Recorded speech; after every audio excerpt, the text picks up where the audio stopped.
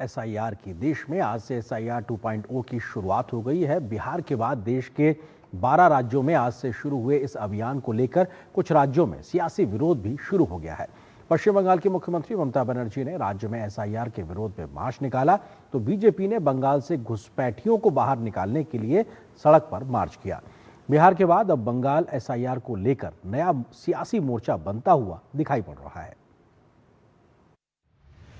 मतदाता सूचियों के विशेष गहन पुनरीक्षण के दूसरे चरण की शुरुआत के साथ ही इसे लेकर राजनीति भी तेज हो गई है। पश्चिम बंगाल में एक ओर ब्लॉक स्तरीय अधिकारी गणना प्रपत्र वितरित कर रहे हैं, तो दूसरी ओर राज्य की मुख्यमंत्री ममता बनर्जी ने टीएमसी नेताओं के साथ मिलकर एसआईआर के खिलाफ विरोध मार्च निकाला।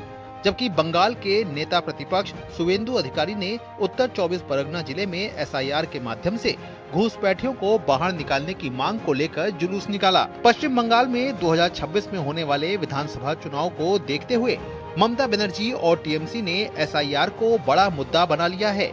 वहीं भाजपा का कहना है कि घुसपैठ, बेरोजगारी, महिला सुरक्षा अपराध व भ्रष्टाचार बंगाल का असली मुद्दा है, लेकिन ममता इन मुद्दों को दबाने की कोशिश कर रही हैं और टीएमसी नेता भाजपा कार्यकर्ताओं और चुनाव अधिकारियों को धमकाते नजर आते हैं। एसआईआर को मुद्दा बनाने की कोशिश हो रही है, जबकि बंगाल की असली मुद्दा अनएम्प्लॉयमेंट है, जॉब नहीं है बंगाल में। That is the issue. Womens are getting rape, महिलाओं के साथ बलात्कार हो रहा है, दैट इज द इशू। इन सब इशुओं को दबाने के लिए ममता बनर्जी और अभिषेक बनर्जी সিআইএসএফ বাজার কত বড় ক্ষমতা আছে, ওর বাবা অমিত শাহ কি করে ফেরত নিয়ে যাও কে দেখবো। আয় সুকান্ত, আয় সিআইএসএফ ছাড়া আসবে, আয় চলে আয়, কত তোর লোক আছে আর আমরাও লোক নিয়ে যাবো। আমাদের লোক, কোনো সিআইএসএফ থাকবে না, কোনো বিএসএফ থাকবে না, কোনো পুলিশ থাকবে না। সুকান্ত তুই আয়, কবে আসবি নোটিশ দিয়ে আয়, আয় শুভেন্দু আয়। भाजपा ने चुनाव आयोग से पश्चिम बंगाल में मतदाता सूची पुनरीक्षण में सावधानी बरतने का आग्रह किया है। भाजपा का आरोप है कि ममता सरकार ने घुसपैठियों के लिए फर्जी दस्तावेज जारी किए हैं। भाजपा ने जन्म, निवास, वन अधिकार और जाति प्रमाण पत्रों की जांच में सतर्कता बरतने की मांग की है। 24 जून 2025 के बाद जारी प्रमाण पत्रों को स्वीकार न करने का अनुरोध भी किया गया है। दूसरी ओर टीएमसी एसआईआर को लेकर दिल्ली तक विरोध प्रदर्शनों की धमकी दे रही है।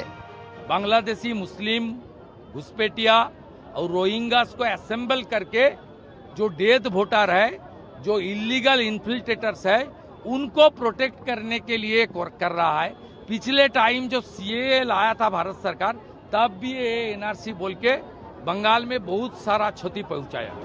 पश्चिम बंगाल के बाद तमिलनाडु और केरल में एसआईआर को लेकर अधिक राजनीति देखने को मिल रही है। तमिलनाडु की स्टालिन सरकार ने चुनाव आयोग के फैसले को चुनौती देते हुए सुप्रीम कोर्ट का दरवाजा खटखटाया है। We think that we will get some good instructions from the Supreme Court, and the SAR should be done as per the Supreme Court's directives and instructions. If there is any violation, we will once again go to court and see that the Election Commission had violated the order of the Supreme Court. निर्वाचन आयोग का विशेष गहन पुनरीक्षण यानी SIR अभियान का दूसरा चरण मंगलवार से शुरू हुआ है। इसमें 9 राज्य और 3 केंद्र शासित प्रदेशों के लगभग 51 करोड़ मतदाता शामिल हैं। ये प्रक्रिया 4 दिसंबर तक जारी रहेगी। इस दौरान बीएलओ 1 महीने तक घर घर में जाकर मतदाताओं की जानकारी जुटाएंगे। वहीं 9 दिसंबर को मतदाता सूची का ड्राफ्ट पेश किया जाएगा, जबकि 7 फरवरी 2026 को अंतिम सूची प्रकाशित की जाएगी। Bureau report, DD news.